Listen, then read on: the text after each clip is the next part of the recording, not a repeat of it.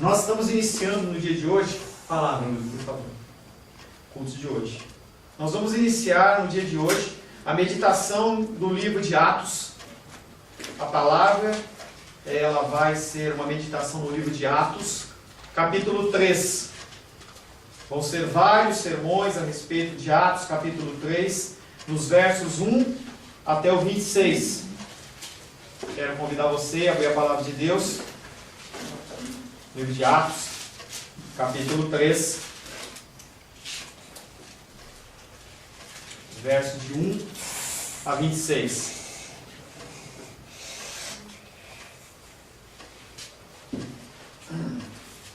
Atos dos Apóstolos, capítulo 3, versos de 1 a 26.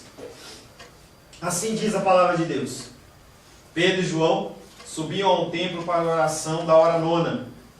Era levado um homem, coxo de nascença, o qual punham diariamente à porta do templo, chamada Formosa, para pedir esmola aos que entravam. Vendo ele a Pedro e João, que iam entrar no templo, implorava que lhe dessem uma esmola. Pedro, fitando-o juntamente com João, disse: Olha para nós. Ele os olhava atentamente, esperando receber alguma coisa. Pedro, porém, lhe disse: Não possuo nem prata nem ouro, mas o que eu tenho, isso te dou. Em nome de Jesus Cristo, o Nazareno, anda. E tomando-o pela mão direita, o levantou. Imediatamente os seus pés e tornozelos se firmaram, de um salto se pôs em pé. Passou a andar e entrou com eles no templo, saltando e louvando a Deus.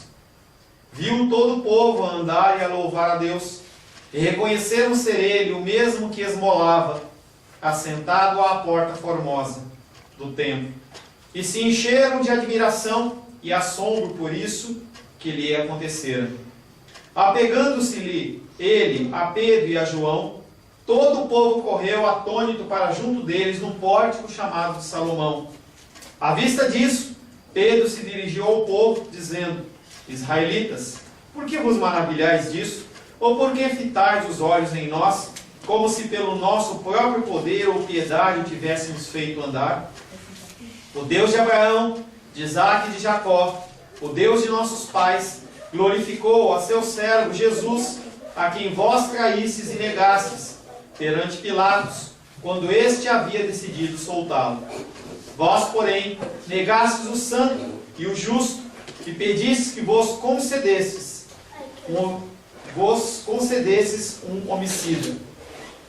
Dessarte, matastes o autor da vida, a quem Deus ressuscitou dentre os mortos, do que nós somos testemunhas.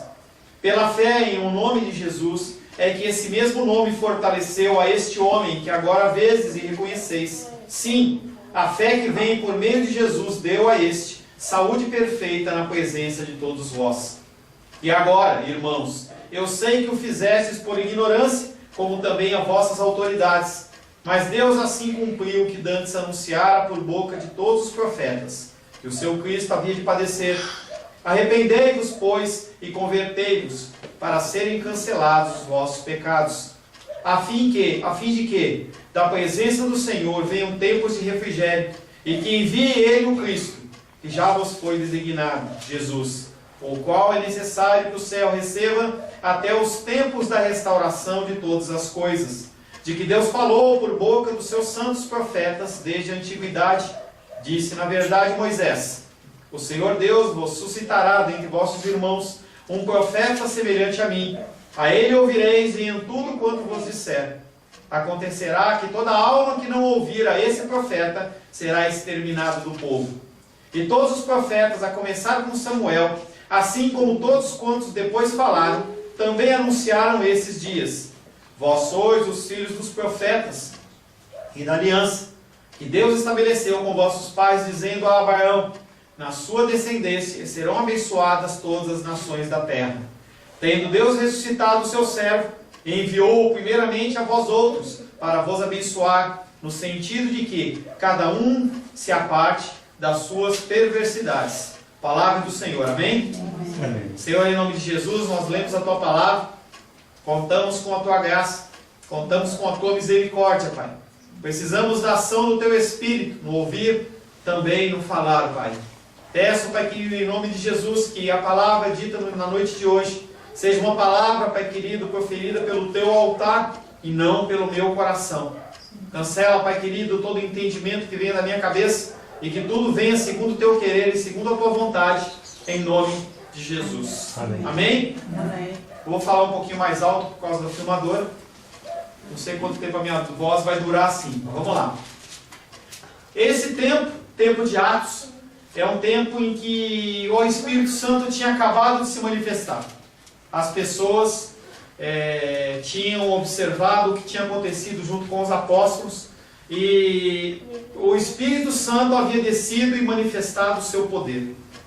3.000 pessoas, naquele momento, após o Pentecostes, através do discurso de Pedro, se convertem ao Senhor. E as pessoas elas começam a vir ao cristianismo. As pessoas elas começam a ser atraídas não pela filosofia humana, mas atraídas pelo Espírito Santo de Deus. E a palavra começa a ser proferida por aqueles apóstolos e as pessoas começam a ser ganhas. Porque quando você profere a palavra verdadeira, essa palavra atrai as pessoas. As pessoas estão cansadas, nos dias de hoje, de ouvirem palavras de homens. De ouvir palavras que não são proferidas pelo altar do Senhor. Palavras que apenas vêm para acomodar os nossos sentimentos nos nossos corações. Isso não acontecia naqueles dias. Se nós pudéssemos olhar o livro de Atos, capítulo 1, capítulo 2, capítulo 3, a gente vê que a igreja está contente. As pessoas elas não passam necessidade.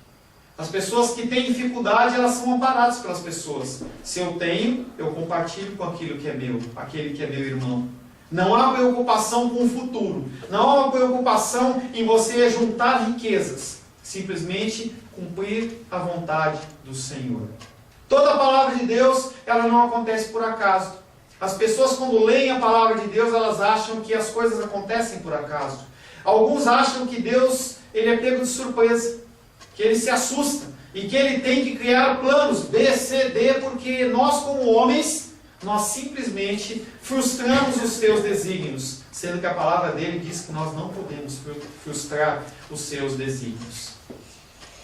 E nesses livros de capítulos de Atos 1, 2 e 3, há muito amor, há muita alegria. As pessoas elas estão satisfeitas com a igreja cristã. E esse texto que nós lemos, ele se enquadra nesse tempo. Se você olhar o capítulo 4, o capítulo 5, você olhar o capítulo 6, a coisa muda.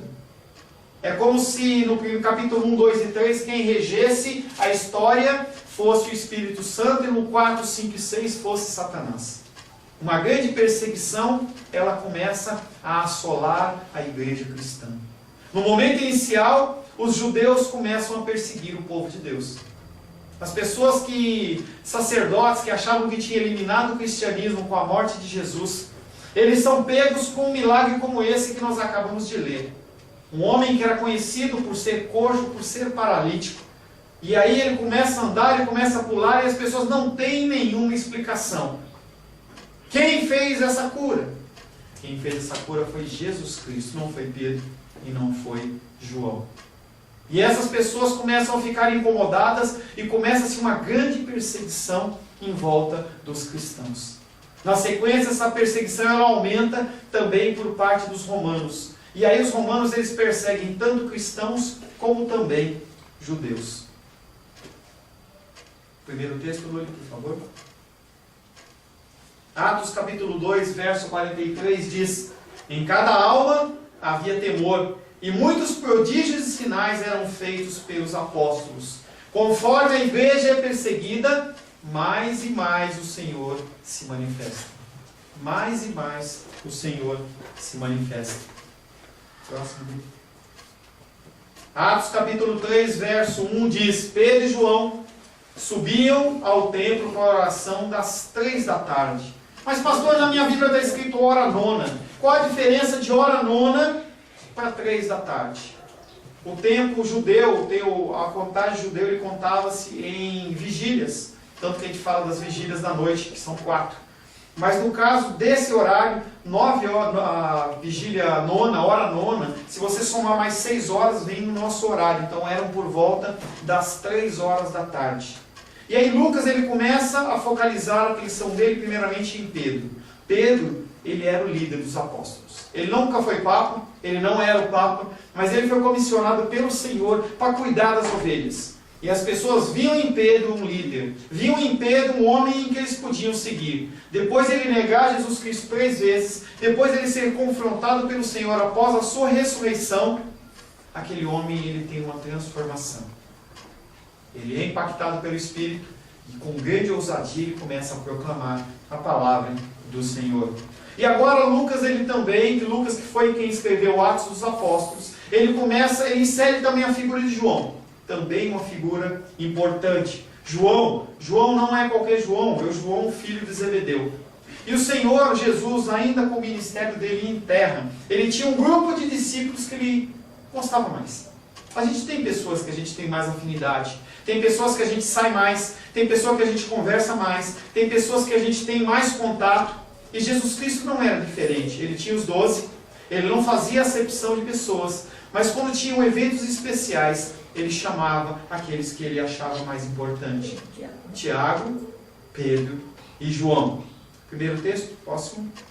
Por exemplo, na transfiguração, em Mateus 17:1 aparece: 6 dias depois, tomou Jesus consigo a Pedro e aos irmãos Tiago e João, e os levou em particular a um alto monte. E essa história fala da transfiguração de Jesus perante esses discípulos. Próximo B.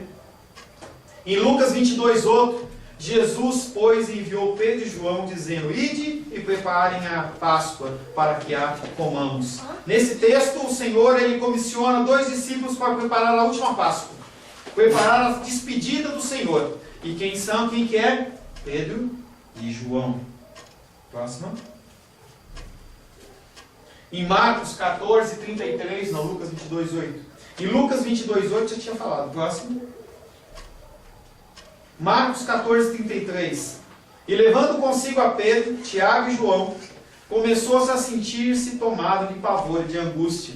Quando Jesus Cristo foi para o monte do Getsemane, naquela última noite em que ele ia ser entregue, no momento de maior dor e maior angústia, ele chama aqueles que ele tinha mais afinidade.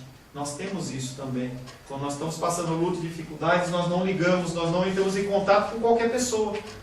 Nós precisamos de pessoas em quem nós podemos confiar. Pessoas em que nós podemos abrir o nosso coração.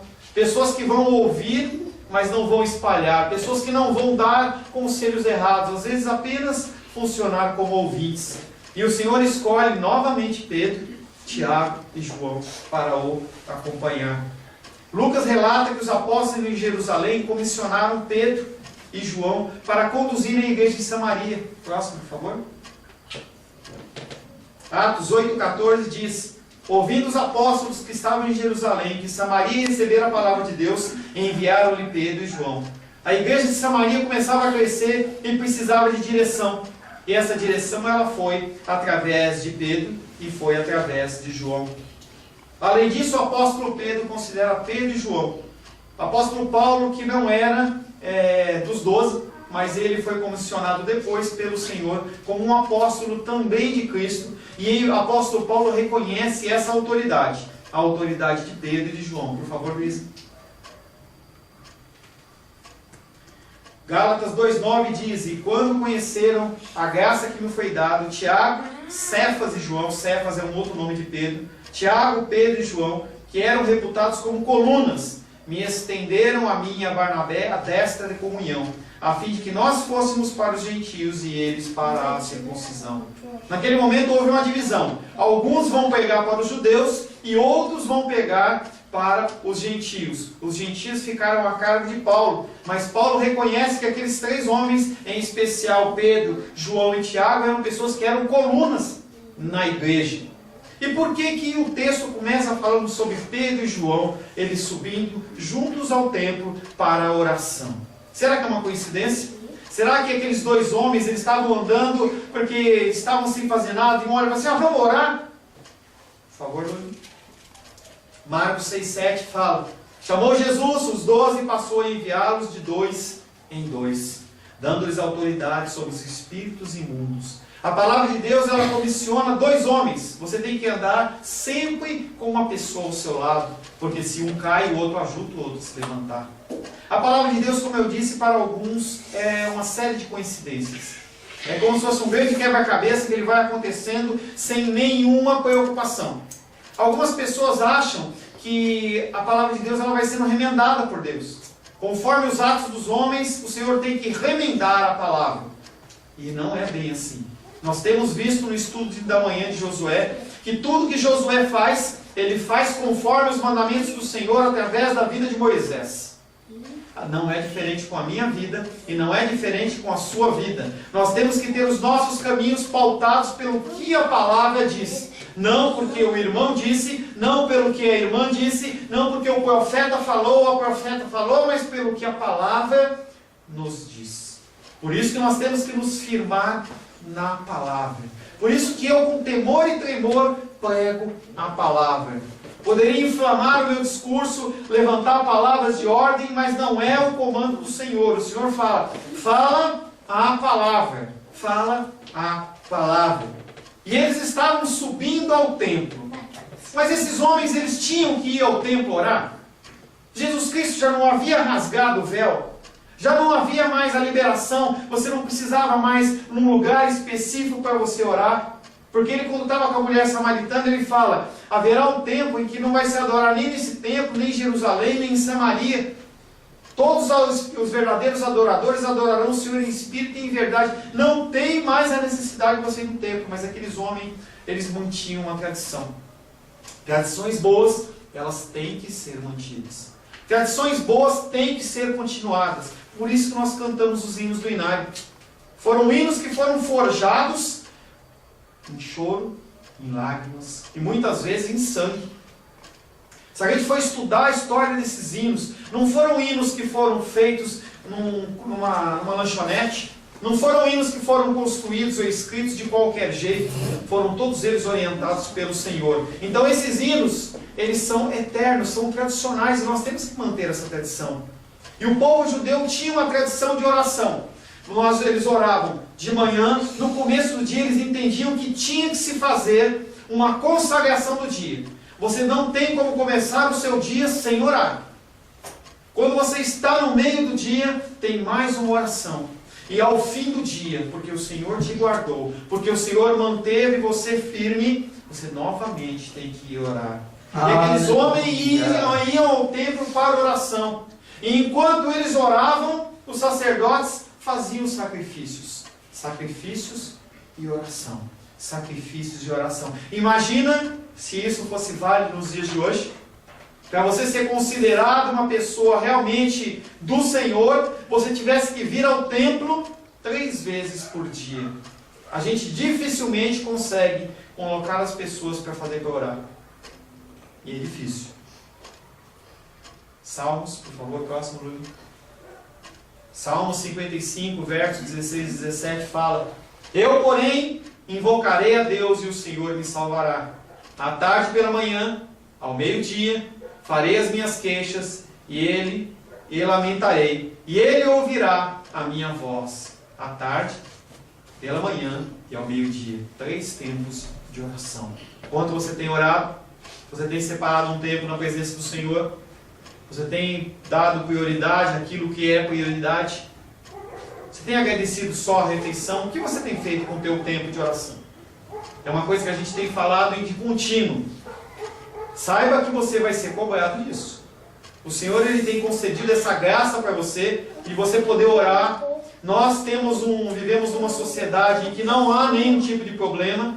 Se você for em povos, sair fora no Oriente, pessoas se fizerem isso, elas vão ser presas, vão ser mortas.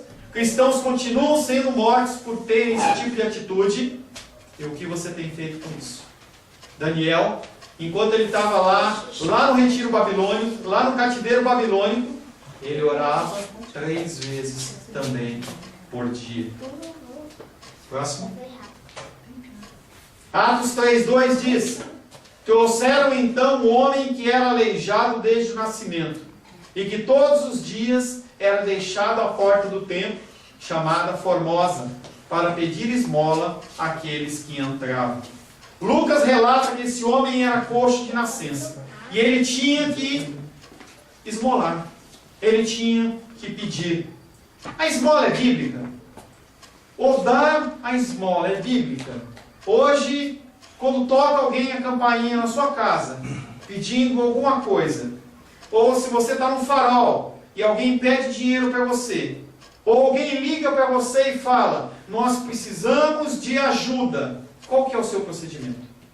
Será que você pega o seu telefone, ou você fala, não, eu estou ocupado, eu não tenho dinheiro, eu não tenho nada a te entregar, eu não posso ajudar, ou então talvez uma resposta mais religiosa, e você fala assim, não, eu já dou o dízimo, eu já dou oferta na casa do Senhor. Será que você tem uma resposta religiosa? Porque a palavra de Deus é bem clara, e fala que ele teve fome e não recebeu de comer. Ele teve sede e não recebeu de beber. Você tem visitado doentes nos hospitais nessa semana? Nesse mês, neste ano? Alguma vez na sua vida você foi a algum lugar visitar algum preso? A palavra de Deus nos exorta a fazer isso. Em Mateus capítulo 6, versos 2 a 4, por favor, fala sobre a esmola. Quando, pois, deres esmola, você vê que Jesus Cristo não está falando se você quiser dar, se for da tua vontade, quando você achar que tem. Não, ele fala, quando, pois, deres esmola, não toques a trombeta diante de ti, como fazem os hipócritas nas sinagogas e nas ruas, para serem glorificados pelos homens. Em verdade vos digo que eles já receberam a recompensa. De novo, tu, porém, ao dares a esmola, ignora a tua mão esquerda o que faz a tua direita, para que a tua esmola fique em secreto, e o teu Pai, que vem em secreto, te recompensará. Você tem dado esmola? Você tem sido religioso? Será que tem faltado comida na sua mesa? Será? E aí eu lembro que um dia lá na ICP eu falava sobre isso, e as pessoas estavam reclamando que não havia cestas básicas. Quanto você tem gasto no mercado? Será que você não pode separar um arroz? Será um feijão? Um litro de leite? Alguma coisa? Para dar para essas pessoas? Não, mas pastor, ele vai gastar o dinheiro com drogas. Alguém está falando que você tem que medir? Alguém está falando que você tem que olhar? Ou está falando que nós temos que dar livremente? E esse homem, ele é colocado pelos seus parentes para pedir esmola. Naquele tempo, os paralíticos, os enfermos, as pessoas que não tinham capacidade, eles eram colocados para esmolar, eles não tinham direito de aprender uma profissão. Aquelas pessoas, elas eram colocadas para viver da esmola. Esse homem não era diferente. Por muitos anos, aquele homem, desde nascença, ele era paralítico, era coxo, ele era carregado pelos seus irmãos, ele era carregado por aquelas pessoas que eram da sua família, e ele era colocado na frente do templo. Será que tinha muita gente lá pedindo? As meninas foram lá para São Paulo e as pessoas ficam andando de um lado para o outro, aquele monte de gente pedindo. Eu imagino que naquele tempo devia ter muita gente pedindo. Ao total eram 9 portas no templo. Cada porta era para um grupo entrar. E esse homem foi colocado na frente de uma porta chamada Formosa. E a palavra de Deus diz que aquela porta formosa, ela era de cobre. Era uma porta diferente. Ela era uma porta de cobre. E era um cobre especial, o cobre da cidade de Corinto. E aquele cobre era tão precioso, aquele cobre era tão puro, tão bonito, que a palavra diz que ele excedia o valor do ouro e da prata. Então aquela porta, ela era uma porta especial. E aquela porta, ela fazia divisão, ela não entrava qualquer pessoa por ali. Porque tinha a porta que entrava para os gentios, era separado. Os gentios, eles podiam ir no templo até um lugar. Os homens, eles podiam ir até um lugar, e as mulheres também tinham a sua limitação. Aquela porta, ela era uma porta entre a porta da entrada dos homens e a porta das mulheres. E ele estava ali esperando para receber alguma coisa daqueles homens. Ele entendia que aqueles adoradores, quando o vissem, teriam compaixão deles. Teriam compaixão dele. O local onde era escolhido, era um local especial. Você não poderia colocar em qualquer lugar. A gente vê isso nas ruas, quando as pessoas vão guardar carro. Ela não escolhe em qualquer lugar. Ela escolhe o lugar onde ficam os carros mais novos, os carros mais bonitos, onde tem mais movimentação. E a escolha dessa porta também não era diferente. E esse mendigo se assentava diariamente à porta do templo, esperando receber ofertas em dinheiro. Mas esse homem não era cristão. Porque lembra quando a gente falou no começo que não havia necessidade entre os cristãos? As pessoas não passavam necessidades. Se você tinha uma propriedade, você vendia aquela propriedade, depositava nos pés dos apóstolos. É como se você tivesse uma casa hoje de 300, 400, 500, 600 mil reais. Você vendesse aquela casa e entregasse nas minhas mãos para administrar. Eu vejo que a Beatriz está passando uma necessidade, eu vou lá e ajudo ela. Se eu estou vendo que o irmão Cláudio está passando uma necessidade, eu vou lá e ajudo ela. Porque não havia esse tipo de sentimento de um querer aproveitar do outro. Era coração doador. E esse homem, por estar pedinte, por ser ali naquele contexto, ele não era um cristão. Ele era um judeu. Mas os judeus, eles não podiam passar necessidade. Hoje você não consegue ver um judeu pobre. Há alguns anos atrás, Silvio Santos estava com uma grande dificuldade financeira e começou-se a falar, inclusive, que ele ia fechar o SBT, ia vender carnando em baú, aquelas propriedades dele todas. De uma hora para outra, esse homem deu uma subida. De uma hora para outra, esse homem se levantou. Judeus injetando dinheiro na vida de judeus. E isso era um mandamento. Por favor, dele. Deuteronômio 15:7 diz: quando entre ti houver algum pobre de teus irmãos, em alguma das tuas cidades, da tua terra que o Senhor te Deus te dá, não endurecerás o seu coração, nem fecharás as mãos ao teu irmão pobre. Então, por que esse homem estava passando necessidade? Por que esse homem estava lá como pedinte e não estava recebendo auxílio dos seus irmãos judeus? Porque aqueles homens, eles entendiam que era uma bênção dar esmola. Como tinha um mandamento para dar esmola, como é que eu posso dar esmola se não houver alguém que peça? Só que a motivação do coração deles era uma motivação errada. Por favor. Novamente esse texto. Mateus capítulo 6, verso 1 e 2, que nós já lemos, do verso 2 ao 4. Guardai-vos e exercer a vossa justiça diante dos homens, com o fim de seres vistos por eles. De outra sorte não terão galardão junto de vosso Pai Celeste. Quando, pois, deres esmola, não toques trombeta diante de ti, como fazem os hipócritas, nas sinagogas e nas ruas, para serem glorificados pelos homens. Em verdade vos digo que eles já receberam a recompensa. Esses homens, eles permitiam que esses homens ficassem lá como pedintes, simplesmente para eles aparecerem como santos e como piedosos. Como aquele homem que Jesus Cristo ainda no templo olha para os seus discípulos, aquela mulher viúva vai lá e coloca aquelas moedinhas, tudo que ela tinha, ela vai lá e deposita no altar do Senhor. E aquele homem vai e deposita aquela grande soma de oferta. O objetivo do homem não era o crescimento, não era a obediência da palavra, mas a vontade deles era apenas buscar a glória dos homens para si mesmo. Atos 3:3. Vendo Pedro e João que iam entrar no templo, implorou que lhe dessem uma esmola. Aquele homem não tinha outra saída. Ele tinha que pedir. Assim que os apóstolos entraram na área do templo, eu não sei quem chegou antes, como que foi isso, mas foi um tempo mais ou menos junto, porque você não ia para orar no templo a hora que você queria.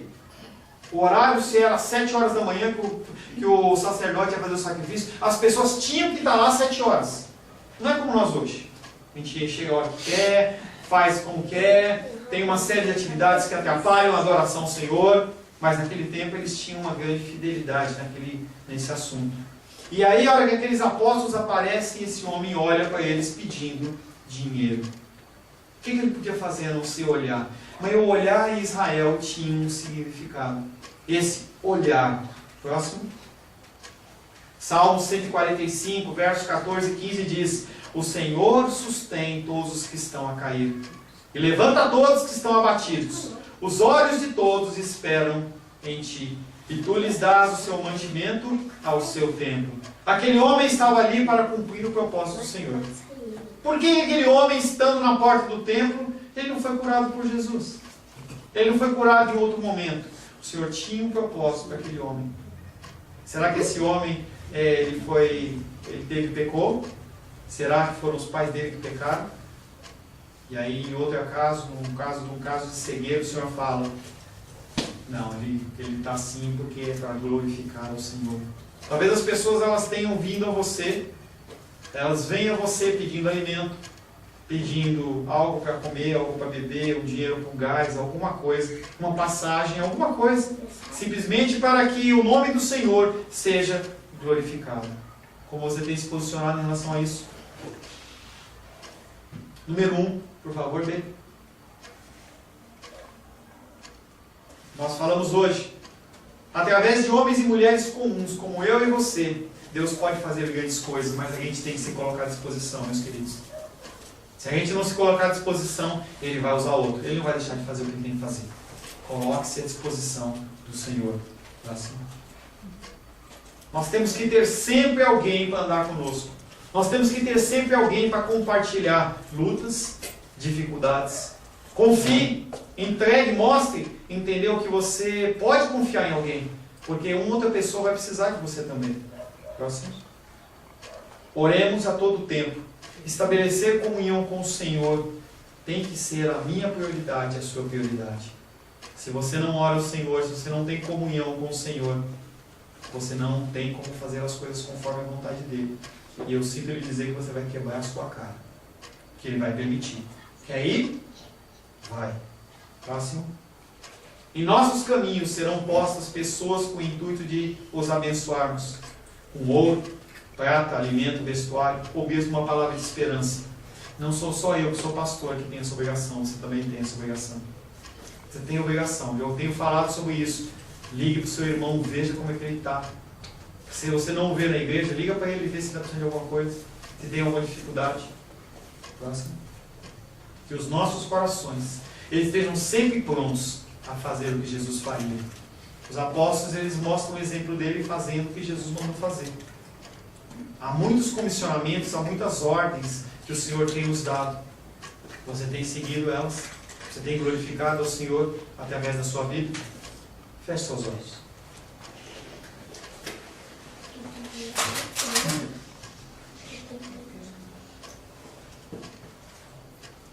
Senhor Deus, quantas informações, Pai. Quantos ensinamentos em 3 pequenos versículos. E o mais maravilhoso, Pai, é saber que não há ser humano na terra que possa esgotar, Pai, os ensinamentos da Tua Palavra. Milênios e milênios, eternidades e eternidades, Pai, sempre o Teu Espírito, Pai, que nos traz um ensinamento novo através dos mesmos textos, Pai. Nós, Pai querido, nesse momento, entramos na Tua presença, pedindo perdão pela nossa falta de zelo com a Tua Palavra, pela falta de zelo com o cumprimento da Tua Palavra. Nós somos colocados nessa terra para sermos luz do mundo, sal da terra, e pouco nós temos feito, Pai. Temos nos fechado na nossa religiosidade e temos, Pai querido, feito muito pouco para a glorificação do Teu santo nome. Temos priorizado, Pai querido, as nossas vontades, os nossos desejos, os nossos anseios, acima da Tua vontade. Mas queremos pedir que o Teu Espírito Santo nos constrange, que o Teu Espírito venha mudando, transformando, tirando esse coração ainda de pedra e transformando no coração de carne. Temos estabelecido julgamentos de pessoas, Pai, sendo que nós não tiramos a trave dos nossos olhos, mas ousamos olhar o cisco no olho do nosso irmão. Será que o Senhor, se afastasse a graça do Senhor, a graça do Teu Espírito Santo, nós não faríamos o que elas fazem? Será que nós não fôssemos, Pai querido, beneficiados pelo Teu amor e pela Tua misericórdia, nós não estaríamos em sujeiras maiores? Senhor, perdoa os nossos pecados, Pai.